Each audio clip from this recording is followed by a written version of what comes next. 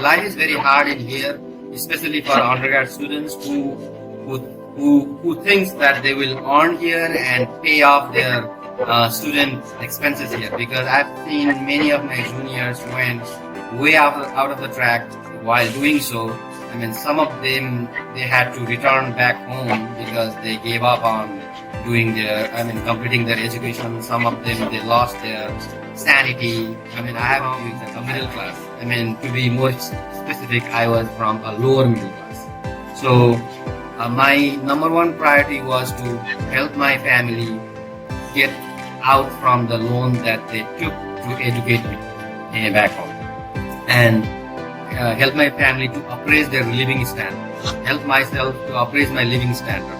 So get a good house, get a decent earning, so that I can fulfill my everyday needs.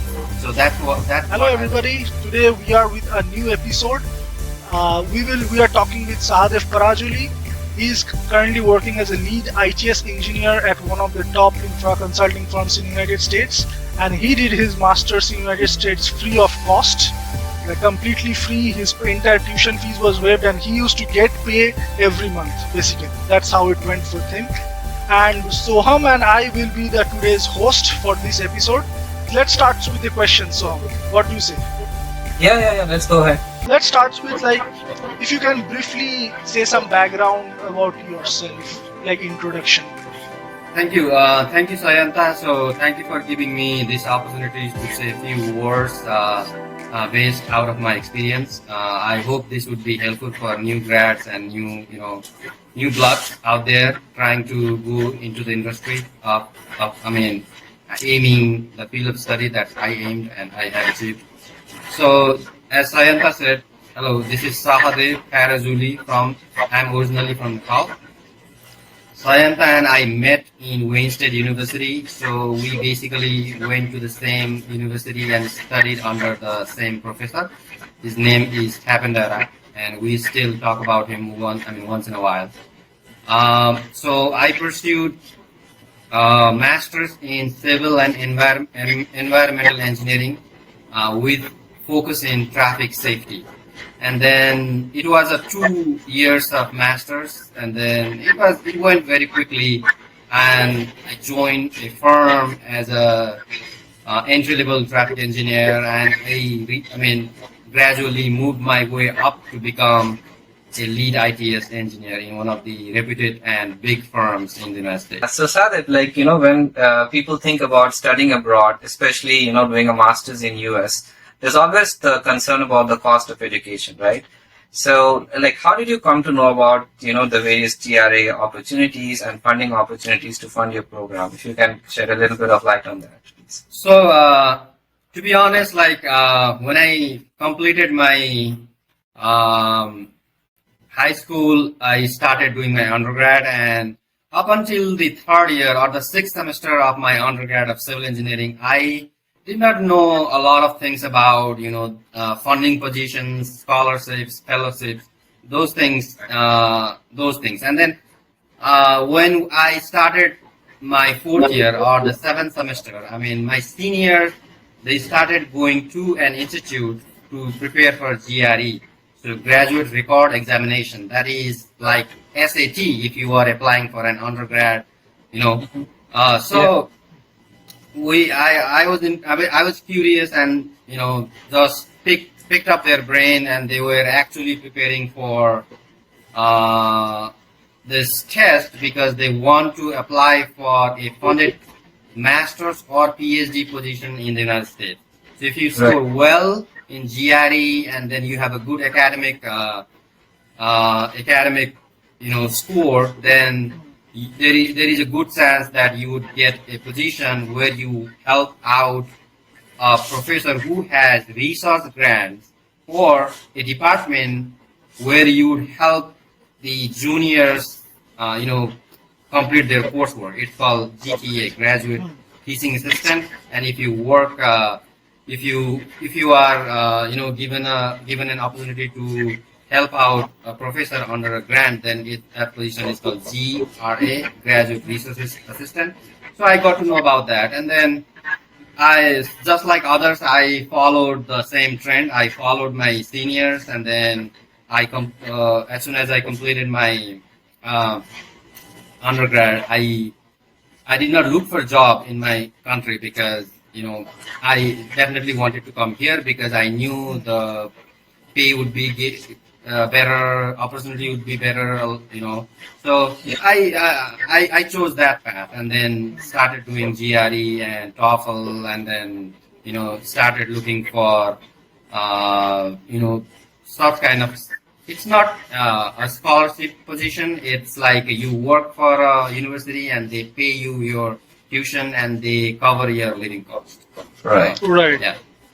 So So that's how I got to know. I mean, it's the credit mostly goes to my friends who were in well contact with my seniors and come to my seniors directly. So that's how I got. Otherwise, I wouldn't know.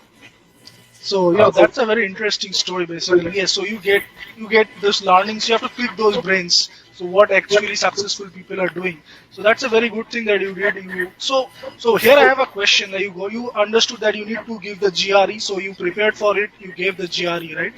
And then you scored well. But how did it actually happen that you landed this GRA position? Like how did you contact the professor? And if you have some other experience like in this part, like how did your journey go to actually getting the GRA? Right, sure. So, first of all, I would like to share a little bit of story behind doing GRE because I just remember that. So I never went to a boarding school. So in my country, what boarding school means is it's a school, English medium school. So I went to a plain government school where we have this English subject from fourth grade. So grade 1, 2, 3, no English. All other subjects, they were in Nepali medium. And then I learned ABCD in my fourth grade, and then I started. One English course was mandatory every year, and I completed my high school and went to do my civil engineering undergrad. So I wasn't that good in English. So my English was kind of weak. I was a average student in English. So I started doing GRE. It's a full of fancy words, complicated sentence completion, analysis. So I got scared, and there was no way for me to understand easily. There was no way for me to solve those paragraphs and solve those GRE questions. They were tough, honestly. So I started memorizing things. So when it took me 6 months to complete my GRE, including going to the institute and taking the test, and I memorized around 6,000 words that I never knew about. So that's how I did my GRE. So it was a lot of memorization. So in the beginning, I memorized a lot, and gradually, as I memorized, I started understanding English. So still, my English is not very good. I'm an international guy. I do fine in English, but it's way better than how it was when I was, I was in the beginning part of doing GRE. And so let me move further. So I did my GRE and I did my TOEFL. It was pretty easy because TOEFL was just a language test. Since I did GRE, TOEFL was a piece of a cake, for most of the students, and so was for me as well. And then, so finding a position that you want is not that easy. So I'm gonna tell you a little backstory behind how I chose what I chose. So in 2012, I went to University of Texas Arlington as a GRA to pursue masters in water resource engineering. So as it sounds, it's not very. So when I went there, as it sounds, it's not very close to engineering what you and I think. So when I actually started studying for the major, it was more lean towards chemistry, computational analysis, like the analysis that you do using supercomputer. There is a separate field, data science, where you do such analysis. So computational analysis. So it was completely computational analysis and learning chemistry and very little of engineering what I did back home as part of undergrad. So I did not like that major much. So that's one factor that you know that struck me. And the other was, so my position, my GRA position in there wasn't fully funded. So what the university offered me was I pay in-state part of the tuition fee, which is much lower than out of state, but still it's a lot of money because as of today, Nepali rupees, so 140 Nepali rupees is equal to $1. So that's a lot of, that's a huge ratio, you know. Right. So for middle class people like me, I don't think they can afford such expensive, you know, masters and PhD and, you know, education, foreign education. So that was one. And I mean, that's when I experienced most of the cultural shock. So I was never away. I had never lived away from my family. So my mom, especially my mom and my other family members used to help me do everyday things, like cooking, you know, cleaning. So I wasn't doing those things back home. And when I suddenly started living by myself, I had to cook for myself. I had to clean the apartment. I had to go for groceries. I had to study that I did not like much. And then the community was extremely different than what I have been, you know, living in. So all that accumulated, and then you know what? I mean, this is not the end of the world. I'll go back home. I'll come back later if I want. I decided that, and I packed my bag, and then I studied for 4 or 5 months, completed that semester, and then I took off to So Nepal. first, yeah, just then- for the viewers to clarify. So first, you came to United States using a GRE. You got a half position, GRA position, where some of your tuition fees was waived, but you got water position in water resource and you did not like it. So after Right. one semester, you went back to Nepal again. Right? Yeah, I went So back this to is- Nepal. Yeah, right. Yes, And so then I went back to Nepal. At that time, I did not even know that I had a position waiting next year so that I can come. I completely, Right.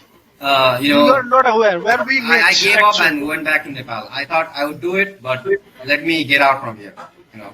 Okay, so now you are in Nepal. Okay, so let's say right now you went back to Yeah. Nepal and you don't know after 1 year what will happen to you. So exactly after that, what you did to come to So- when you got a full-time RA position? Right. How you So got that I full-time came RA? back to Nepal, and then I joined a teaching position in one of the private university where I would teach undergrad students. I was teaching structure so that I can have my pocket money, and then I can live, you know. And then I slowly started looking for fully funded opportunity, and I slowly started looking for the field of concentration that I would like more. So I Which made a were list. those? Yeah. So those were, so I gave up on water resource. I mean, I'm not telling everybody that, I mean, it's the bad, you know, it's not the right field to go. I mean, I particularly did not like it, but I mean, it's on people. So then I made up my mind that I would either go in the field of geotechnical engineering or transportation engineering. So I made up mind on that. And then I started browsing through university website and started looking for professors and assistant professor who has those research grants, you know, currently going on in the university, and who are hiring new students so that, you know, the student can cover the cost and they can get help in their project. So I used to do that during the daytime. It was my full-time job. So 9 to 5, I would go to the website, browse through it quickly, and then if there is if it sounds like there is that research grant type of thing going on in that department, I would gather the email ID and the contact information of the particular professor who has such, you know, grants. And then by the time it's like 9 or 10 p.m. at night, I would have gathered like 100 emails. And then when it is 9, 10, 11 in my country, Nepal, it's like early morning in the States. And then that's when I used to shoot emails one by one, crafting same email. I'm interested in helping out in your position. I have done this. My GRE score is this. My academic background is this. So I would like to join you if you are looking for GRA. So in the beginning, I was kind of slacking. So what I did, so I would craft one email, and I BCC all the emails that I have hunted, during the day, and I used to sort one email so they all get it. And later, one of the professors, he found out and said, I like what you wrote, but looks like you send this email to multiple people. And I thought, okay, let's not do this. Since I already applied half of the effort, why would I waste my effort in just BCCing them? Then I used to do individually. I used to send email individually. So it would take me a couple of hours, but it was worth it. And then I started getting a little more of the responses when I did that. Because that way you don't sound robotic. So it's not like a spam email, So that's how I was looking for the GRA position.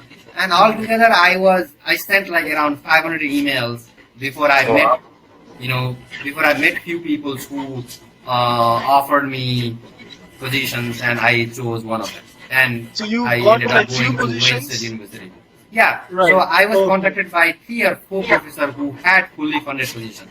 One was in New Mexico, Albuquerque, and one was in Wayne State, and one was in, I think it's Illinois, SIUC, Southern Illinois University Carpenter.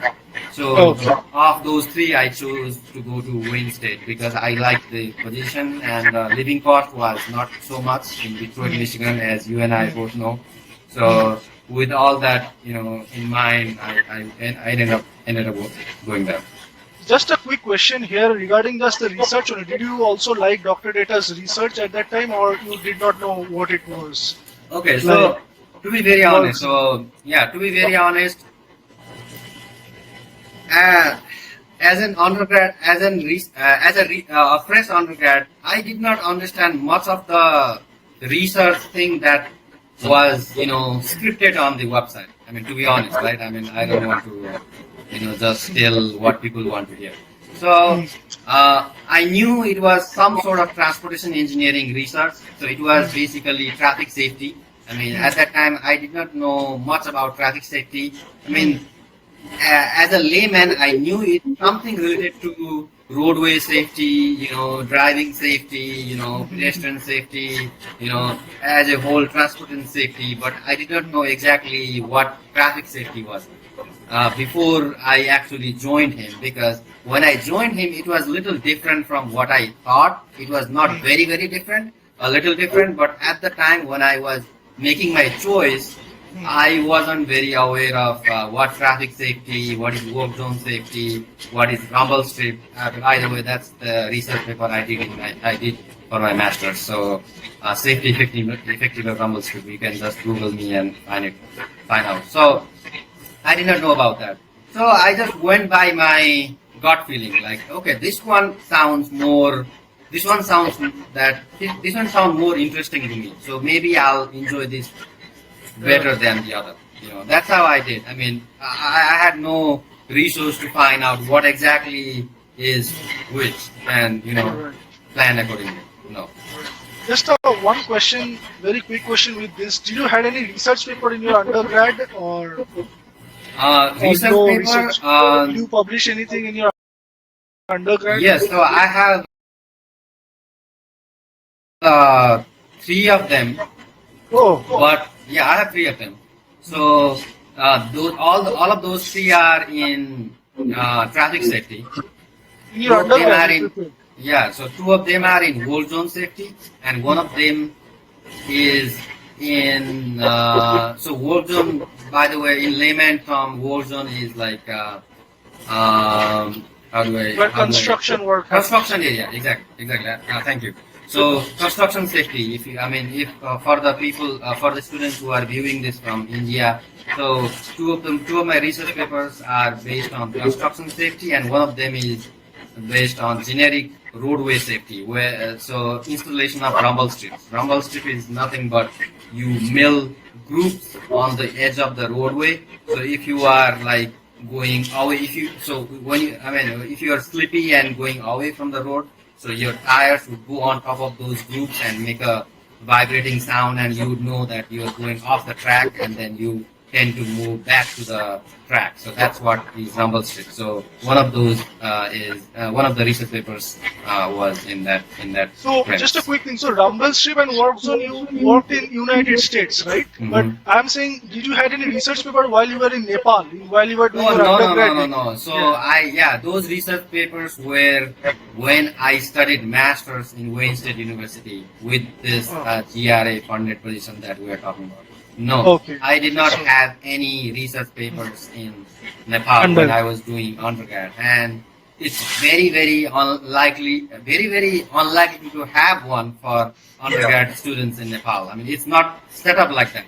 You know, Yeah. it wasn't set up like that so far, and I don't think it is set up like that now. I mean, I don't you know, think so. so Right. Yeah. right. Yeah, Sam, if you want to have another question. Yeah, I think he did a awesome job, trying, emailing so many professors and, ultimately getting the, the position that you are, that you finally pursued. So that's a great job that you did. And I think that's a great learning for the students as well, right? How to, not knowing anyone in the US to exploring opportunities, learning from from your seniors, not accepting the opportunity that you didn't like, not going through that that area of interest which didn't interest you, came back, took the risk, and then finally you are at where you are. So that's a great thing that you did. And so like along the same lines, so like what would be your suggestions for any new students who are trying to think of moving to US or thinking of applying in your field? So what would be your suggestions to them? Like how should they approach? So I would advise student based on their economic condition. So there will be two things. So are you moving to United States for undergrad or graduate? So if you are moving to United States to do your undergrad, and if you are struggling with your economy, I mean, I would say don't do that, because life is very hard in here, especially for undergrad students who thinks that they will earn here and pay off their student expenses here. Because I've seen many of my juniors went way out of the track while doing so. I mean, some of them, they had to return back home because they gave up on completing their education. Some of them, they lost their sanity. I mean, I have a few examples. I myself have, safely taken one of my juniors back home because he wasn't thinking straight. So it was because of the frustration and huge expectation that he came with, which he couldn't fulfill later, found out the reality of how hard it is in the United States, and then so that's how it happened to him. So, but I am not at all discouraging you guys. So if your parents can support you, even if you don't find sources of income in the States, if they are okay with funding your education throughout, then yes, of course. I mean, we are 21st century kids. We should struggle. We should face the challenges, but I mean, know what you're doing. So those are for undergrads. So just decide based on your economic condition. One. So for the masters and PhD students, for graduate students, they so especially the ones who are willing to come from India, Nepal, and Bangladesh, and those Eastern Asian countries. So the currency ratio, the exchange is very different. So for most of you who belong to middle class family, I don't think it's very easy to fund graduate studies in here, because it would cost you half a, 50, I would say $50,000-$60,000. So if you, without without living expenses. If you add your living expenses, sometimes it goes up to $60,000-$70,000 for the course of your study. So you are very likely to get all or some of your education expenses covered from various means. For example, GRA is one of the means that I figured out, but there are other ways. GTA, you can work on campus. You can apply for fellowships where you would get your tuition fee waived and you don't have to do nothing, based on your educational achievement, based on how good you are at a particular field, so there are ways. So exhaust all your options to fund your degree education, and then you make a decision. So that's what I want to say to them. No, So good point. don't just jump. So my friend is going. I want to go ASAP. I want to make my family and my relatives happy or proud of me. Don't show off like that. So think carefully. Waiting for 1 or 2 years doesn't mean anything if you think about yourself. For your entire life. Right. If you make the right decision, it will outweigh your waiting time. Very true. Great answer. No, Yeah. very, very insightful answer. I think it for sure help the students who will actually plan before because there are many students who think that if I lose 1 year now, time is running. So it's better to at least wait 1 year, research better, get a good opportunity, and then come here. Right? So it's a very good point. So at least we understood. So you did your undergrad in Nepal. You went for GRE. First, then you came back 2 times to United States. So this part we kind of got it. Now let's say you finished let's move to the forward. You finished your grad school, right? And then you look for your first job. But since you're international, you had to face that OPT, H1B, green card. So right now you have green card, right? Because I think in Nepal it's a little bit easier, faster, I would say, because it's faster you get because there are less faster people applying for green card green card. from Yeah, Nepal, Yeah. so the waiting time is less than some few other countries. Yeah. right. Wow. So basically, if you want to share some experience on how it went, if did it go smooth for you, all those 3 Yeah, steps. so that's one of the challenges for international students who becomes international employees later on. So when you enter US, you have already made up your mind whether you go back to India or Nepal and serve your fellow citizens, or you will settle here and do your part from here, because not only going back is always good, for everybody. I can serve my country from here. No doubt. Yeah. So you have already chose your long term, your long term plan. So if you have chose to stay in the United States for a long time, then you need a green card and ultimately citizenship, because that will open a lot of opportunities, that will make you stable, that will allow you to work for any employer, that will allow you to live very easily in this state. So that's very important for all the international students. So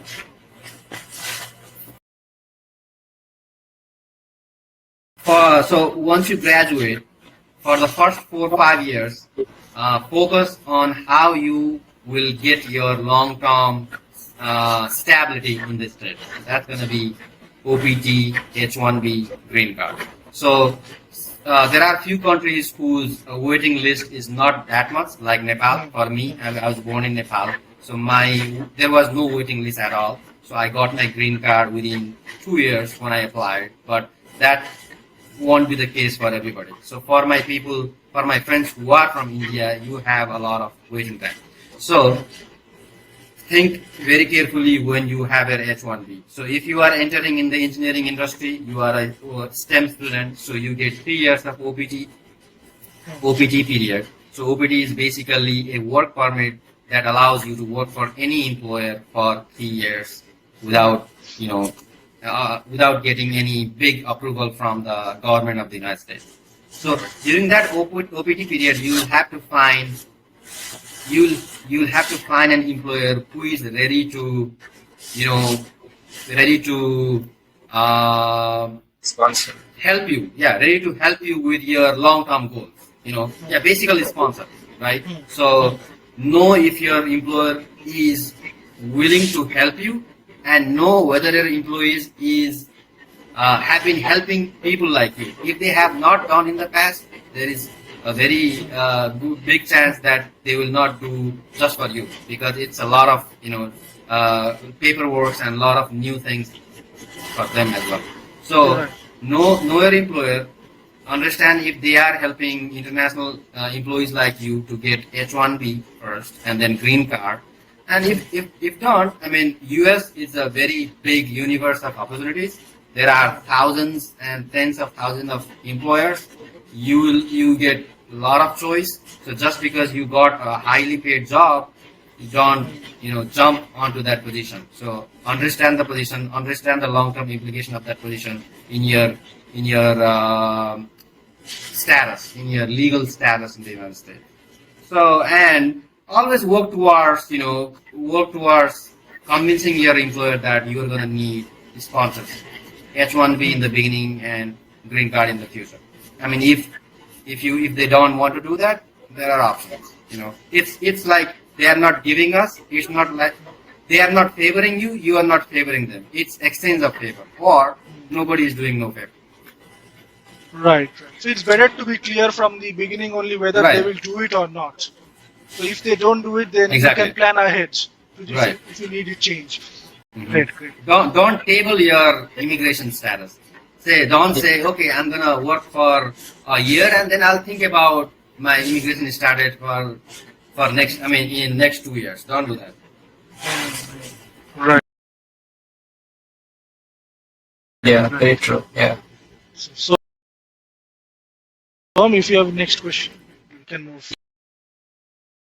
Yeah, so coming back to your field now that you have started working and you have been working for a few years. So how would you say the opportunities are in US in your field? And for someone who wants to pursue your field, someone say who is in the undergrad trying to do specialization in your field, like what are your suggestions? Is this a good field to work for, or your views on that, please? So let me take that question in two perspectives. So Right. good in terms of money, good in terms of work-life balance, and Right. good in terms of flexibility. So Right. in terms of money, so let me start from there. So in terms of money, it's an average paid field. So Okay. you don't get paid as much as computer enthusiasts that have been Yeah. getting paid. That's one of the top paid field in the United States. But we are not very behind either. So if you know what you do, if you focus well, if you are making right decisions, and if you are trying to work hard, there is a good opportunity that you grow from a beginner to a lead, or even the region lead, or the multiple region lead. I mean, the people. So there are opportunities. So I would say for traffic engineers and ITS engineers, there are a lot of opportunities in some states, and there are other few states where you would have less opportunity than the others. For example, Virginia, California, Florida, Texas, very high demand in traffic engineering and ITS engineers. So I get at least one LinkedIn request every day and asking me to review for a position that the recruiter wants me to consider for. So it's been, I would say, about 2 years that I have been working in these positions, and I would say I have got around 50, more than 50, 100 emails, 100 calls from the recruiters. Okay, do you want to change? We have a position So, here. Do you want just do you want one to thing, change? Sahadev. So, for our viewers, let us know that you are working as a lead ITS engineer because you didn't mention your position title. So, Right, that I'm they at sorry, least yeah, know. sure. Yeah, so you're working as a lead ITS Yeah, engineer. so I'm You are I describing may this have missed position. that part when I introducing myself. So I am working as a lead ITS engineer, so which is a specialization in traffic engineering. So traffic itself is a specialization in civil engineering. So Right. what I do basically is I do traditional traffic engineering with intelligence added to it. So when we say intelligence, it's communication, Internet of Things, and those things. So it's communication added to traffic infrastructure, signal infrastructure, lighting infrastructure. That's what is called ITS engineering in layman's term. I mean, it's broad, but for us to understand, it's traffic plus IT is ITS. It's basically what that is. So I've been working as a traffic engineer for last I would say 8 years, and for the last 2 years I'm a lead for IGS and some of the IGS engineers in my firm. I have a group with 5 other people in my team, so we handle multiple $1 million projects, at a time. So currently I have like 6 projects that me and my group handle. So I lead them. So that's what the position is.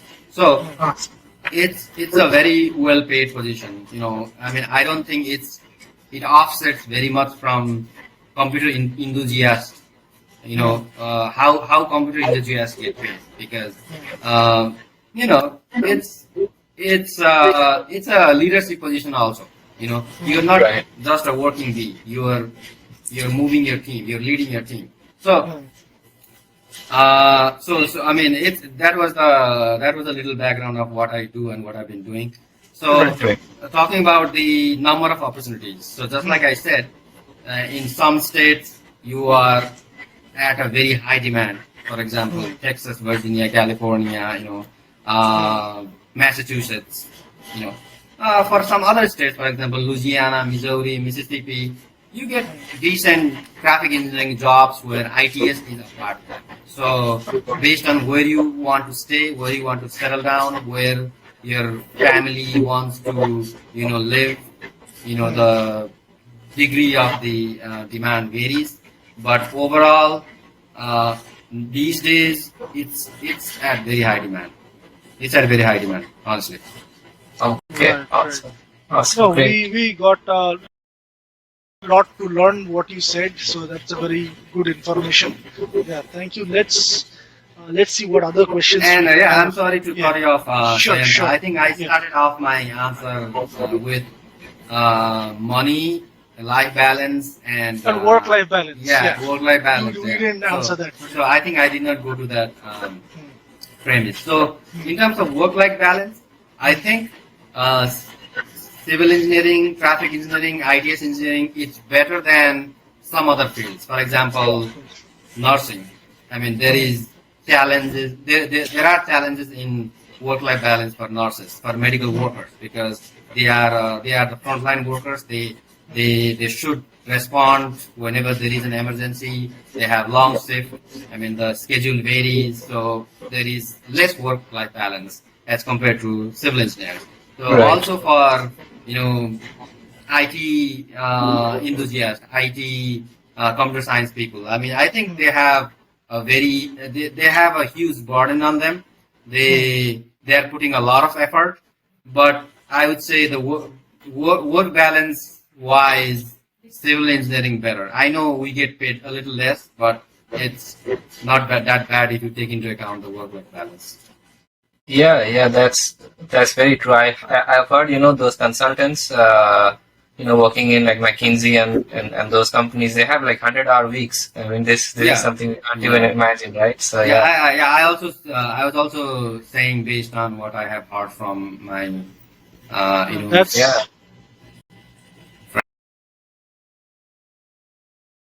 friends. great. No, that's very true. Not necessarily a statistic, Yeah. Yes. So, Yes, it's not just the money, right? It's also the work-life balance. It's not. In longer term, you will not only focus on money. So you will have your family. You'll start growing your kids. You will need that emotional support in your life. So later on, other things will become important for you. So when you are young, you need money, but later on, you will need everything. So if you take all those into account, it's not at all a bad profession to look for. Yeah, very true. very well-rounded answer. You looked at all the perspectives. So yeah, you covered all of it. So let's go ahead to the next question. If you are given an opportunity to move back in time and choose again whether to move in US or work in your own country, would you I see. still take the same decision today? In what ways do you think your life would be different if you did not move to US? Like, will you Okay, take the same decision? sure. So, yes, I'll give you an honest answer to this one. So, my answer to this question is yes. I would, if I am given an opportunity to back in time, to go back in time, and take the, and take this same decision. I would still take the same decision, provided that I have seen, I have experienced, and I have lived this life. So, I would definitely take the same decision again. Why? First of all, before thinking about my country, I would have to think about me and my family. That's very true for every human being, right? So if you are not happy, I don't think you can make people happy. So first, fulfill your basic needs, then talk about helping others. I mean, that's how I have understood so far. I mean, I am okay if other people's opinion vary. It does, but that's what is my principle so far. Oh, very true. Yeah. Make yourself happy first, and then start helping others. So back in time, as I already said, I was from a middle class. I mean, to be more specific, I was from a lower middle class.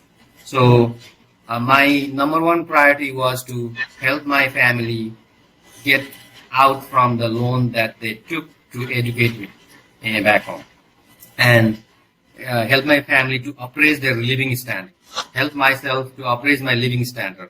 So get a good house, get a decent earning, so that I can fulfill my everyday needs.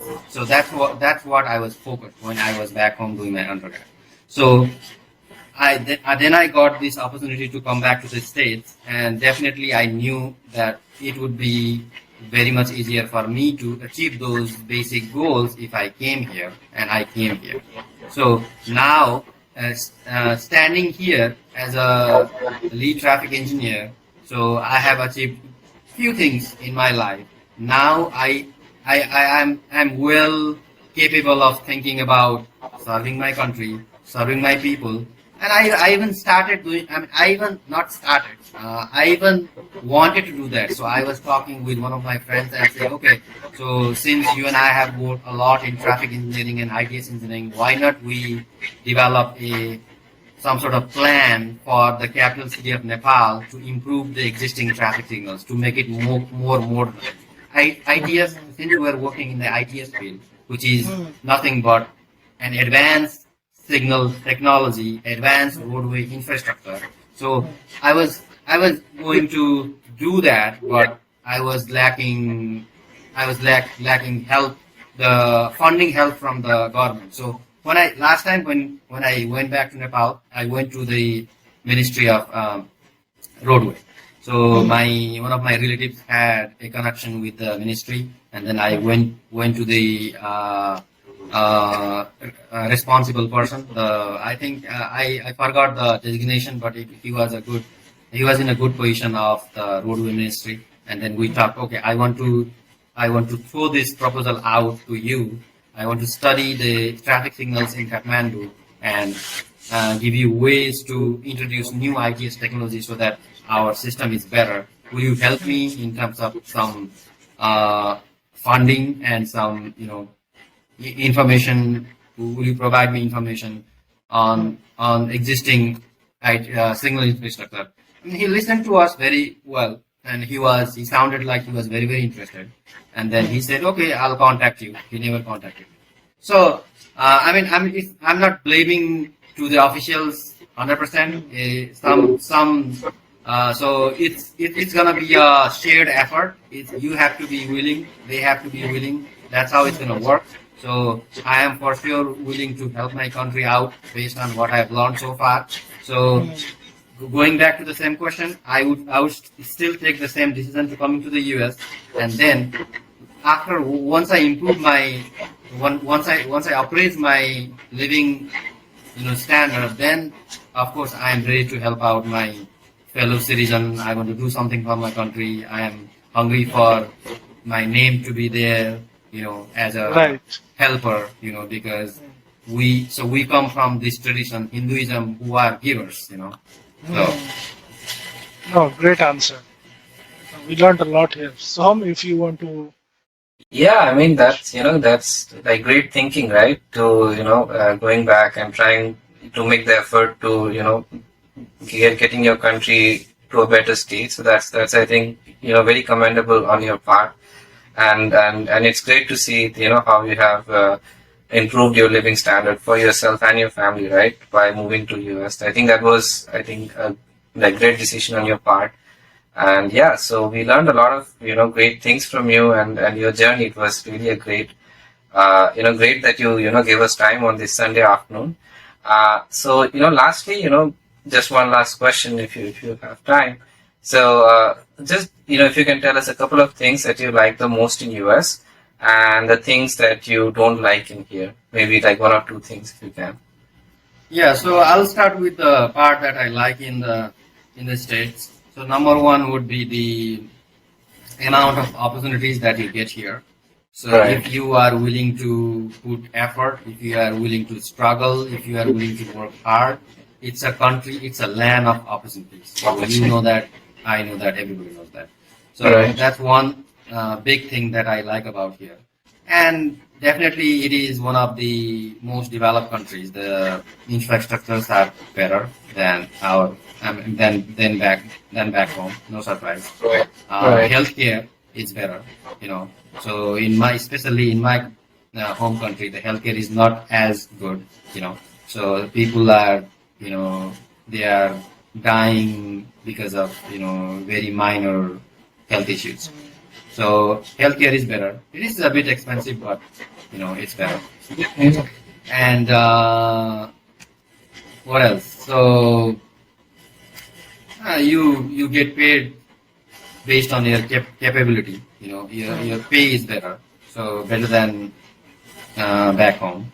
I think these are the three things I like about the states, and of course the freedom wise, I have not dug deep into it because I am not a socialist, so I haven't felt a lot of difference in terms of freedom because I was kind of free when I was back home and Yeah, I'm free yeah. here. So Yeah. I won't touch that subject. So yeah, those were the big things that was fascinating to me after moving to US. So Awesome. I also have a couple of things that I miss. I mean, it's not like it is bad in here, Since I am an international employee, I was born and raised in Nepal, so a lot of my brain memory goes back to the time when I was in Nepal. So there are a few things that I miss from my home country, like the community sense, So Nepal is more like living together, But here it's living to. It's not that much of living together. It's when you need help, definitely you'll get help. But it's not like uh, the sense of living in community is less in here. Yeah. You know. So back home it was more, and so my tongue is used to of eating foods from back home, which I don't get here unless I cook them myself. So that's Yeah. one minor thing, but still worth mentioning. And yeah, that is it. I don't have a lot of things that I don't like about US. I mean, this has become my karm bhumi, So I don't want Workplace. to, workplace. Yeah, So your home base. Yeah. it's my home away from home. Away from home. So Right. so there, I mean, for everything there is some good and some not so good things. So, Exactly. you know. Exactly. No, great learnings that we got from your brain. We actually explored all of your thoughts basically. So and from your experience, because it says that you need to learn from other people's experiences. So that's the smartest way to learn something. So I think the civil engineers today who listen to you, they will be able to learn from your experiences that you shared today. I hope So they do. I mean, I hope they learn some from my Yes, experience. no, And I for have sure, taken definitely. bad decisions as well. So don't learn from them. But no, Only there learn are from the there good are decisions I have made. You know. no, at least there are. Human beings, yeah. So I mean, people can learn from both of them, so that Right. they also do not do the same thing. Right. So, Right. before we end this session, any last words if you have for budding civil engineers? If any last words they should. If, let's say I'm a civil engineering student in my second year. So how should I think of, or how should I prepare right now so that I can come to United States to do masters here or whatever? Or let's say even if I work in Nepal or India or in other country, how should I think right now if I'm a second year student? Okay, so I'm not gonna give a big speech about like big motivational speech. So I will just summarize what I have experienced so far. So I am strictly talking from my past experience. So if you want to succeed in what you are doing, first of all, work very hard. So if you work hard, you'll fail 9 times, but 10 times you'll pass. So don't give up on putting effort. So that's one. And there is no such thing as luck. So if you work hard, luck will follow you. If you are relaxed, if you are looking for somebody to serve you the achievement and opportunity in platter, that's not going to happen. So luck will be for those people who work very, very hard. So I think I'm gonna say those two things. I mean, other you can YouTube and you can get some motivational stuff. Great. Yeah. No, thank you. So I think great learning. So we can end the session, and thank you again for being with us on a Sunday afternoon. And it was great pleasure to have you on our channel. Thank you. Thank you very Thank you much. so much, Sahadev. Yeah, And yeah, thank it you was very great. much, Soham. Yeah, Sayanta, I really appreciate the opportunity, and it was a good experience with you guys. So we'll be in touch. Sure. And before we end the session, for our viewers, if you find this beneficial, please like and subscribe our channel. That will because the YouTube algorithm works that way. So, okay. Thank you. Okay, Bye. thank Have you. a good day. Thank you.